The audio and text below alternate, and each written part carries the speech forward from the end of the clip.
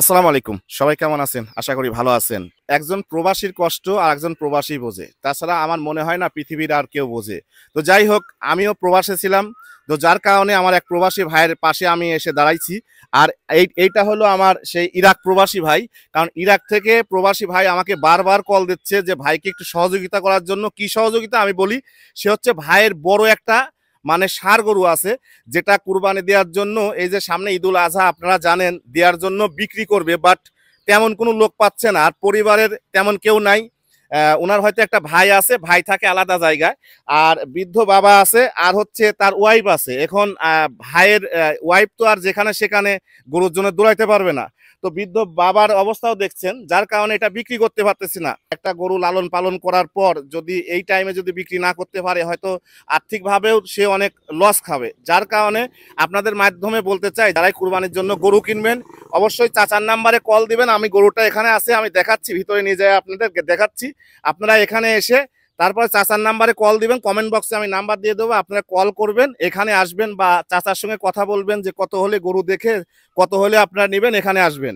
তো চাচা আসসালামু আলাইকুম। ওয়ালাইকুম সালাম। ছেলে কতদিন ধরে থাকে? 7 বছর। 7 বছর ধরে। 7 বছর ধরে আমার এই প্রবাসী ভাইটা থাকে। তো আসেন গরুটা দেখাচ্ছি, চলেন আমরা গরুটা দেখাই। এই যে গরুটা কিন্তু এখানে একেবারে নিজে নিজে অনেক কষ্ট করি, ভাবি কিন্তু অনেক কষ্ট করি লালন পালন করেছে, চাচা আছে, ওনারা অনেক কষ্ট করে লালন পালন করে। তো ওই যে এখন সইছে, তারপরে আমি দেখাচ্ছি, আসেন আমি দেখাচ্ছি। ওনারা অনেক কষ্ট করে আসলে। ভাই আমাকে অনেকবার বলতেছে, ভাই আপনি যদি আমার বাড়িতে যেতেন তাহলে অনেক সুবিধা হতো, আমার দেখার মতো কোনো লোক নাই। যে এই যে আমি ভালো করে দেখাচ্ছি, দেখেন আমিরুল, এটা কেমন ওজন হতে পারে? আসলে ওজনের বিষয়টা কুরবানি দেওয়ার জন্য এটা না বলাই ভালো, তারপরেও কেমন ওজন হতে পারে দেখেন, আপনি দেখেন, এই দেখেন।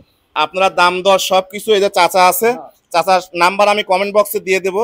আপনারা কিন্তু কমেন্ট বক্স থেকে নাম্বারটা নিয়ে নেবেন, নিয়ে আপনারা চাচার সঙ্গে কথা বলবেন কত হলে চাচা বিক্রি করবে। এটা আমি অনলাইনে বলতে চাই না, কারণ যেহেতু এখানে এসেও দেখার বিষয় আছে। আর এই জায়গাটার নাম কি আপনি একটু বলে দেন? ভরতপুর। ভরতপুর কোন জায়গা? দক্ষিণ পাড়া।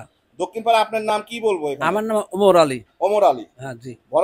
ভরতপুর দক্ষিণ পাড়া ওমর আলীর বাড়ি। হ্যাঁ, ওমর আলী পরামানিক। ওমর আলী পরামানিক জি। এটা হচ্ছে আটঘরিয়া থানা, পাবনা জেলা, আটঘরিয়া থানা, ভরতপুর, আটঘরিয়া থানা, সাতবা ইউনিয়ন, ভরতপুর, দক্ষিণ পাড়া না? ওমর আলী। ওমর আলী পরামানিকের তার ছেলে কামরুল ইসলাম। কামরুল ইসলাম ভাই তো হচ্ছে ইরাকে থাকে না? আচ্ছা আচ্ছা। তো ভাইয়ের গরুটা কিন্তু এটা, আপনারা ভালো করে দেখেন। নাম্বারও মার্শাল্লাহ অনেক বড়।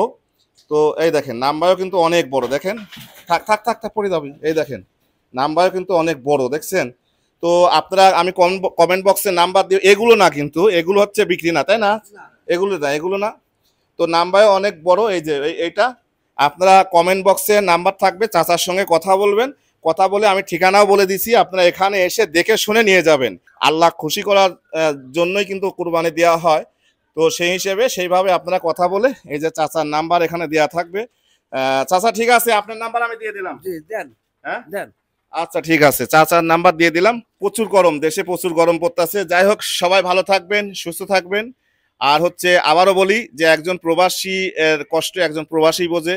তো আমার ইরাক প্রবাসী ভাইকে অবশ্যই আপনারা সহযোগিতা করবেন, কারণ এইটা বিক্রি করতে পারলে তার অনেক প্রবাসী ভাইরাই কিন্তু মানে মানে বিদেশে অনেক কষ্টে আছে। তো সেক্ষেত্রে এত কষ্ট করে গরুটা লালন পালন করেছে, এখন যদি সঠিক টাইমে যদি বিক্রি না করতে পারে তাহলে কিন্তু এই কষ্ট কিন্তু সম্পূর্ণ বৃথা যাবে।